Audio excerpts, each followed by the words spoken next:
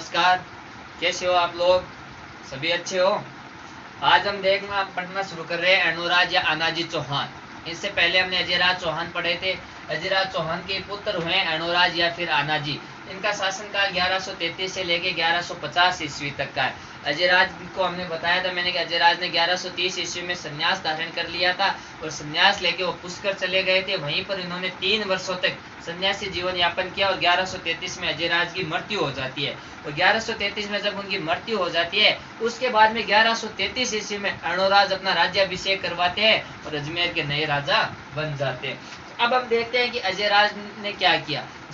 अनुराज ने क्या किया। अनुराज ने जब 1133 में अपना राज्याभिषेक करवाया उस समय इनके सामने एक बड़ी समस्या आ रखी थी कि बार बार जो तुर्क थे वो अजमेर वाला जो क्षेत्र था इस क्षेत्र पे बार बार आक्रमण करते थे और इनके आक्रमण से काफी ज्यादा परेशान हो चुके थे। अब अजयराज अनुराज यही सोचने में लगे रहते थे कि इन तुर्कों का सामना किया कैसे जाए। कि बेटी का बाप तुर्क मानने को नहीं, बार बार परेशान करे, बार बार हमलों करे, हम क्या करते आप पीछो तो छुड़ावा। तो एक बार क्या होता है, ये अजमेर के पास में एक पहाड़ है नाग पहाड़, और एक और आपकी पहाड़ी है यहीं इसी के पास में तारागढ़ पहाड़ी। इसमें आपका तारागढ़ दुर्ग है, तारागढ़ पहाड़ी। इन दोनों पहाड़ों के बीच में अनुराज ने तुर्कों को घेर लिया।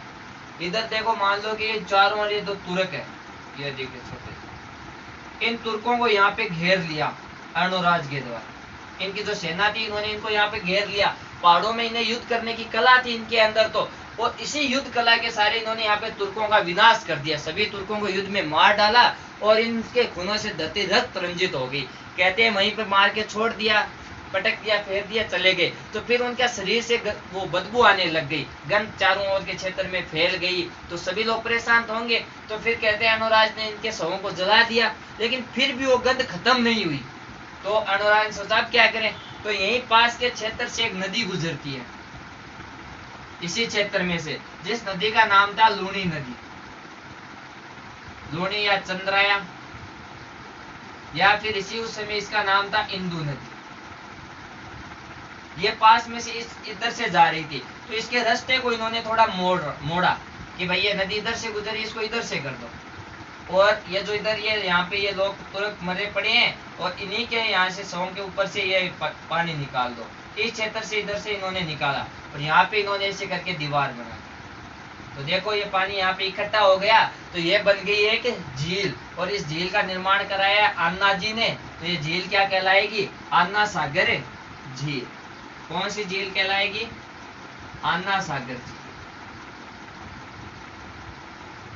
ये झील बन गई आपकी। कौन से दो पहाड़ों के बीच में? नाग पहाड़ और तारागढ़ पहाड़ के बीच में है आपकी अन्ना सागर झील। अब देखते हैं इसका समय क्या है, अन्ना सागर झील का निर्माण कब करवाया गया है। यदि हम देखें पृथ्वीराज रासो है, बिजोल या अभिलेख है, किसी में भी आप इतिहास में देख लो, किसी भी किताब में देख लो, फिक्स समय इसका नहीं है। ज्यादातर इतिहासकार यही बताते हैं कि इस झील का जो निर्माण है 1133 से लेके 1137 के बीच में ही कभी कहीं हुआ है। तो आप इसके बारे में ज्यादा तो ध्यान नहीं रखो, तो अभी फिर इसका यदि फिक्स समय आप ध्यान में रखो तो 1137 ध्यान में रखो। ज्यादा डीप अपने को यहाँ पे नहीं जाना है, नहीं भी ज्यादा डीप यहाँ से कोई क्वेश्चन आता है सीधा ऊपर ऊपर के पूछने हैं। ज्यादा यदि डीप क्वेश्चन आएंगे तो आपका जो आधुनिक राजस्थान का इतिहास है, जैसे 1857 की क्रांति है, किसान आंदोलन है, राजस्थान का एकीकरण है, प्रजा मंडल है, वहां से ज्यादा डीप क्वेश्चन आने के चांस होते हैं। एग्जाम जब अपने कांस्टेबल पटवारी इनमें यहाँ से ज्यादा डीप क्वेश्चन नहीं आएंगे। तो आप इसका ये ध्यान में रख लेना, अनुराज ने अन्ना सागर झील का निर्माण करवाया 1137 के अंदर। ठीक है, ध्यान में रख लेना। इन दोनों पहाड़ों के बीच में किस नदी के जल बहाव को मोड़ के बनाया है? लूणी नदी या फिर चंद्रा, या फिर इसी का नाम है इंदु नदी। इसी के जल क्षेत्र के जो भाव क्षेत्र है इसको इधर से मोड़ लिया, उधर बह रही थी, उधर से इसको इधर रास्ता बना दिया इसका, और इधर से गुजरी, यहाँ पे इसके पानी को इकट्ठा कर लिया, तो एक झील बन गई जिस झील का नाम है अन्ना सागर झील। आप देखो इसी अन्ना सागर झील की जब हम बात करें तो देख लेते हैं इसके पास के क्षेत्र में और क्या है। भाई अच्छा एरिया अन्ना सागर झील है, झील के पास में मौसम भी काफी शानदार मौसम होता है, तो वहां पे घूमने के लिए बहुत से लोग जाते हैं। तो अन्ना सागर झील के पास में से क्या चीज है? इसके पास में बना एक बाग, गार्डन, GARDN गार्डन। काफी लोग घूमने आते हैं, मौसम अच्छा हो तो आप भी जरूर जाओ, कोई घूमने के साथ हो तो घूमने के लिए वहां जा सकते हो, काफी अच्छी जगह है। तो इसके पास में भी एक बाग बना हुआ है। अब वो बाग बनाया किसने? तो देखो कि मुगल वंश, मैं आपको बताऊं, मुगल वंश था 15वीं शताब्दी में आया था। मुगल याद है ना, मुगल वंश। मुगलों की स्थापना किसके द्वारा की गई है? बाबर के द्वारा। बाबर के बाद में आया था, इसमें देखो मुगल वंश का संस्थापक बाबर। देखो इसने अपने यहाँ खानवा का युद्ध किया था राणा सागा के साथ। फिर 1530 में बाबर यहाँ मुगल वंश की स्थापना करता है। बाबर के बाद में आता है हुमायूं। हुमायूं के बाद में आवे अकबर, और अकबर के बाद में एक निसल्डो बेटो हुआ है जिसका को नाम हो जहांगीर या सलीम। प्रेमी आदमी था जहांगीर, या आप जिसे कह दो चाहे सलीम कह दो। प्रेम को दीवानो हो, पहले तो प्यार कर तो अनारकली हूँ, ठीक है, कर्म करना हूँ, काफी ज्यादा परेशान रहे तो बड़ा कांड कर तो अकबर एनी टाइम परेशान ही रहतो, इन समझा तो। पर एक भाई साहब की कोई बात समझ में नहीं आती कि तो इनके दियो की भी कह दियो, पर ई भाई साहब ने अनारकली, पहली तो अनारकली सूझती, पूरा ध्यान रहतो एनी टाइम अनारकली में, राजपाट कोई मतलब ही कोनी हो। अकबर सोचो कि बेटी का बाप को करा के ही, बाद में ध्यान अकबर अनारकली दीवार में चिना दी। अब भाई साहब के क्या फर्क पड़े, ये दूसरी जान ली, भी को नाम हो नूरजहां। नूरजहां को यदि वास्तविक नाम देखा तो मेहरुनिसा। ए भाई साहब ही के ले पड़ गया, नूर साहब शादी कर ली कोई और हूँ। तो बाद में जब खुद राजा बादशाह बने जहांगीर, तो नवरोज उत्सव के समय में वो भी नूरजहां शादी कर ली बाद में। और देखो नाम मेहरुनिसा और नाम निकाल दियो नूर जहां।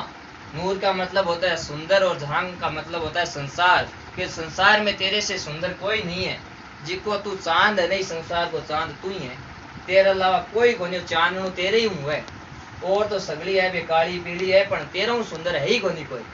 चलो छोटी ही बात है, तो आप बात करा जहांगीर की। जहांगीर क्या करियो, मुगल बादशाह जी को जहांगीर हो अन्ना सागर झील के पास में वो एक बाग बनायो, बाग का निर्माण करवाया जहांगीर ने, और इस बाग का नाम था दौलत बाग। क्या नाम था? दौलत बाग, या इसी बाग का नाम है शाही बाग, या भी देखो इसी का जो वर्तमान में नाम है सुभाष उद्यान। सुभाष उद्यान, तो आप ध्यान में रख सकते हो कि आपकी जो आना सागर झील है, इस आना सागर झील के पास में दौलत बाग का निर्माण किसके द्वारा करवाया गया है? जहांगीर के द्वारा किया गया है। मुगल बादशाह जहांगीर ने निर्माण करवाया इसका। दौलत बाग या शाही बाग या उसी का नाम है सुभाष उद्यान, इसका निर्माण किसके द्वारा करवाया गया है? जहांगीर के द्वारा करवाया गया। तो थोड़ा ध्यान में रखोगे। तो आई बात समझ में, आना सागर झील को निर्माण कौन करवायो? अर्णोराज करवायो। कब करवायो? 1137 ईस्वी में इसने करवाया। और इसी झील के पास में है जो दौलत बाग, उसका निर्माण किसके द्वारा करवाया गया है? जहांगीर के द्वारा। अब जहांगीर की पत्नी नूरजहां बेगम और इकी बेगम की अम्मी जान, उसका नाम था अस्मत बेगम। यहाँ का नाम हुआ आगे नूरजहां अस्मत बेगम। तो कहते हैं कि एक बार जो अस्मत बेगम है इसी बाग के अंदर घूमने आई। भाई पास में झील है, उसके पास में बाग है, तो सोचो कितना शानदार दृश्य होगा वहां का। देखने का मन तो सबका करता है, और कोई साथ में घूमने के लिए हो तो घूमने भी जाते हैं वहां लोग। तो अस्मत बेगम का मन कर गया कि चलो भाई, क्योंकि वो एक बार कहते हैं कि जहांगीर से मिलने गई अस्मत बेगम, तो जहांगीर काफी बदबू मारो, बहुत ज्यादा भी शरीर में बदबू आ रही, तो क्यों ना हो जुआई जी, हमको शरीर तो मारा है बदबू, चलो आपा कुछ करसे है चीज को निवारण, मारली बेटी को कहीं आ गई तो उसी का परेशान ही। तो क्या गया अस्मत बेगम हमारे बाग में घूमने गई, तो बाग में गुलाब हो, ये गुलाब वहां बनायो इत्र सेंट डियो, तो क्या ना भारत में क्या चल रहा है भोग, भी को निर्माण अस्मत बेगम के द्वारा करवाया गया, इत्र बनाया। तो सर्वप्रथम इत्र का निर्माण किसके द्वारा करवाया गया है? अस्मत बेगम के द्वारा। कहाँ पे बनाया था इसने? सुभाष उद्यान या दौलत बाग या शाही बाग में बनाया था। इत्र बनाया गुलाब से। किसने बनाया? अस्मत बेगम। नूरजहां की तो ये थी अम्मी, और जहांगीर की अकेला गए सासू। तो आप बात थोड़ी आप ध्यान में रख सका। इस जहांगीर का एक पुत्र हुयो, भी को नाम हो शाहजहां। इतिहास में प्रसिद्ध है। शाहजहां, खुर्रम था नाम उसका, फिर ये बादशाह बना तो उसने अपना नाम शाहजहां रख दिया। तो शाहजहां ने इस बाग के अंदर 12 दरी छतरियां बनाई है, जैसे 1 2 3 ये 12 दरी छतरियां हैं।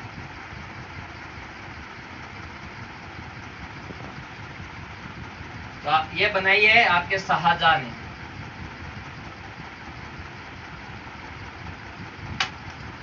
तो पूछ ले कि सुभाष उद्यान के अंदर 12 दरी छतरियों का निर्माण किसके द्वारा करवाया गया है? तो शाहजहां के द्वारा इसके निर्माण करवाया गया है।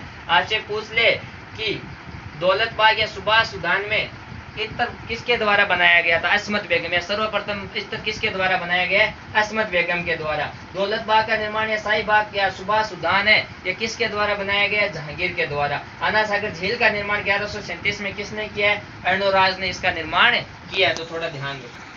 तो ठीक है, अब बात होगी आना सागर झील की, जिको निर्माण कराया अर्णोराज या फिर आना जी। नाम से ध्यान रह जाएगा कि आना जी आना सागर, आना जी आना सागर। और इस झील के पास में सुभाष उद्यान या शाही बाग या दौलत बाग, जिके को निर्माण करायो जहांगीर।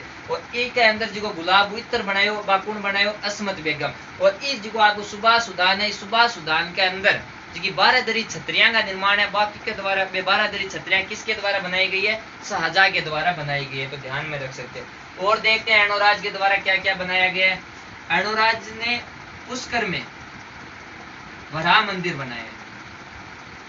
पुष्कर के वराह मंदिर का निर्माण किसके द्वारा करवाया गया है? किस चौहान शासक के द्वारा करवाया गया है? ये क्वेश्चन आपके सेकेंड ग्रेड एग्जाम में आया हुआ है। वराह मंदिर ये पुष्कर में बनाया गया है। किसके द्वारा बनाया गया? अर्णोराज या आनाजी के द्वारा इसका निर्माण करवाया गया है। वराह मंदिर, वराह भगवान विष्णु का ही अवतार है, उन्हीं का रूप होता है, तो उसका निर्माण इन्होंने यहाँ पे करवाया। यह मंदिर जब बाद में जर्जर अवस्था में हो गया था, इसका पुनः जो निर्माण करवाया गया है, मरम्मत का जो इसका कार्य करवाया गया है, तो आप उसका भी थोड़ा ध्यान में रख सकते हो। इसके पुनः निर्माण का कार्य समर सिंह ने करवाया था।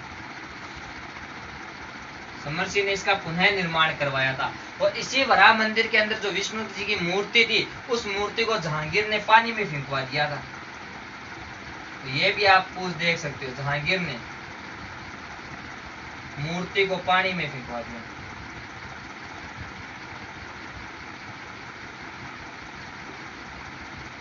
तो ये बात भी आप ध्यान में रखना, ठीक है। इसके अलावा देखिए भाई, एक तो ये हो गया कि वराह, ये एग्जाम में क्वेश्चन आया है कि जो आपका पुष्कर का वराह मंदिर है, इसका निर्माण किस चौहान शासक ने करवाया है? अर्णोराज ने करवाया है। ये वराह मंदिर है, इसका पुनः निर्माण समर सिंह के द्वारा करवाया गया। और इस वराह मंदिर में जो मूर्ति थी, उस मूर्ति को कहते हैं बाद में जहांगीर ने पानी में फेंकवा दिया था। भाई ये तो मुगल थे, तो हिंदू विरोधी धर्म के थे, तो इनका तो ये काम था। इसके अलावा यदि और देखें कि इन्होंने, अर्णोराज ने और क्या बनाया है, तो इन्होंने अजमेर में भी एक मंदिर का निर्माण करवाया था।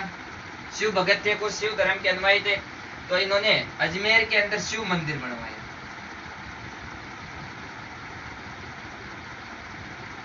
अजमेर में शिव मंदिर का निर्माण भी अर्णोराज के द्वारा करवाया गया। तो ये थोड़े से इनके निर्माण कार्य हो गए अर्णोराज के। एक तो आना सागर झील बना दी, एक पुष्कर में वराह मंदिर बनवा दिया, एक अजमेर में शिव मंदिर बनवा दिया। तो ज्यादा कोई बड़ी बात है नहीं, थोड़ी सी 2 मिनट की बात है, आपको आराम से ये चीजें याद रह जाएगी, तो ध्यान में रखना। तो ठीक है, ये देख लिया कि एक पुष्कर का वराह मंदिर का निर्माण और एक क्या कर बनवा लिया इन्होंने, शिव मंदिर का निर्माण। इसके अलावा यदि हम देखें कि अर्णोराज के दरबारी कौन है, दरबार में कौन थे, दोनों ही प्रसिद्ध दरबारी रहे हुए हैं इनके। ध्यान में, एक का नाम था देव घोष, इनके दरबारी का नाम था देव घोष, और एक था आपका धर्म घोष। ये नाम आपको दोनों ही ध्यान में रखने हैं कि देव घोष और धर्म घोष किन के दरबारी थे? अर्णोराज के दरबारी थे। और इन्हीं धर्म घोष के कहने पर ही विग्रहराज चतुर, अर्णोराज का एक पुत्र है विग्रहराज चतुर विसल देव, उन्हीं विसल देव ने 11 के दिन पशु हत्या पे रोक भी लगाई थी। तो आप थोड़ा सा ध्यान में रख सकते हो। इसके अलावा अब यदि हम देखें तो इनके युद्ध देखते हैं कि अर्णोराज ने कौन कौन से युद्ध किए हैं, थोड़ा सा ध्यान में आप रख सकते हो। इन्होंने 2 युद्ध हुए हैं इनके, जो आप देख सकते हो।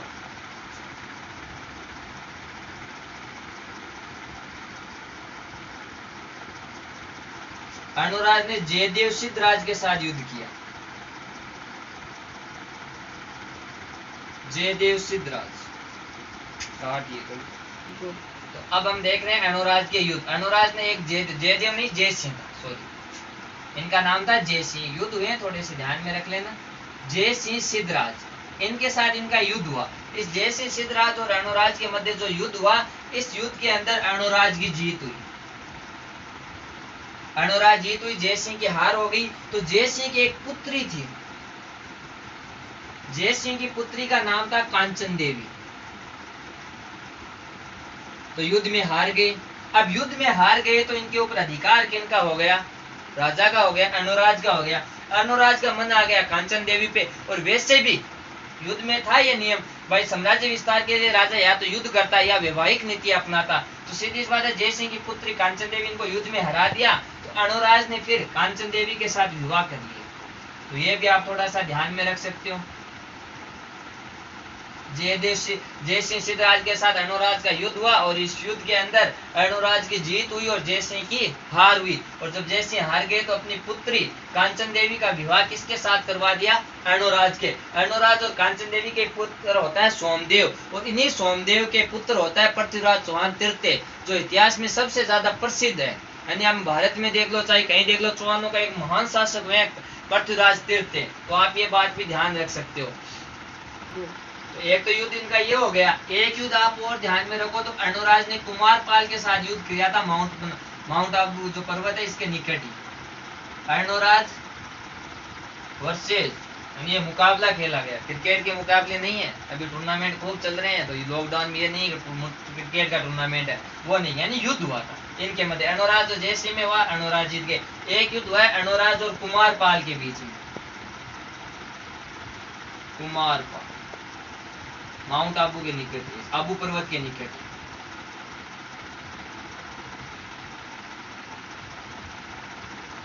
यहाँ पर यह हुआ। देखिए, दो युद्ध किए थे, इस दोनों युद्ध में कुमारपाल की जीत हुई, अणुराज इसमें हार गए इस युद्ध के अंदर। तो इस कारण अणुराज की जो पुत्री है उसका विवाह कर दिया गया कुमारपाल के साथ में। तो ये दो इनके छोटे छोटे युद्ध हैं जो आप ध्यान में रख सकते हो। निर्माणकारी हो गए, उसके बाद में युद्ध हो गया। एक तो जय सिंह सिद्धराज के साथ अणुराज का युद्ध हुआ, जिसमें जय सिंह सिद्धराज की हार हुई, और फिर जय सिंह सिद्धराज की जो पुत्री थी कांचन देवी, उसका विवाह अणुराज ने कर लिया। और एक युद्ध हुआ था कुमारपाल के साथ में, जिसमें कुमारपाल की विजय हुई, अणुराज हार गए। तो ये भी आप थोड़ा सा इसमें ध्यान में रख सकते हो। रखना, एक तो इनके निर्माण कार्य हो गए कि क्या क्या बना, अन्ना सागर झील, पुष्कर में वराह मंदिर, और इसके अलावा अजमेर में शिव मंदिर। दो ये युद्ध हो गए। एक तो जय सिंह सिद्धराज के साथ अणुराज लड़ा, और एक कुमारपाल के साथ लड़ा। कुमारपाल के साथ अणुराज का युद्ध हुआ, इसमें अणुराज की हार हुई। जय सिंह सिद्धराज के साथ युद्ध हुआ, इसमें अणुराज की जीत हुई। इसके अलावा अणुराज की एक पत्नी थी, और एक तो वो हो गई कांचन देवी। एक पत्नी का नाम था सुधवा देवी। सुधवा ये मरु प्रदेश की राजकुमारी थी। मरुदेश या योद्धेय राजकुमारी भी आप इसे कह सकते हैं। इनके 4 पुत्र थे, जयदेव, विग्रहराज, चतुर्थ, इन्हीं के पुत्र थे। काश में इसमें बस इतना ध्यान में रख लो, नहीं रखो कोई ज्यादा जरूरी नहीं है। अणुराज के इसी सुधवा राजकुमारी का पुत्र था जयदेव।